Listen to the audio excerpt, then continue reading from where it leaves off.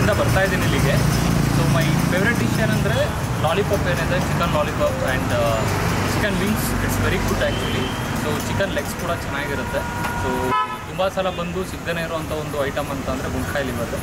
ಬಂದಾಗೆಲ್ಲ ಕೇಳ್ತೀನಿ, ಸಿಗೋದೇ ಇಲ್ಲ ಐಟಮ್, ಅದು ಬೇಗ ಖಾಲಿಯಾಗೋಗಿರುತ್ತೆ.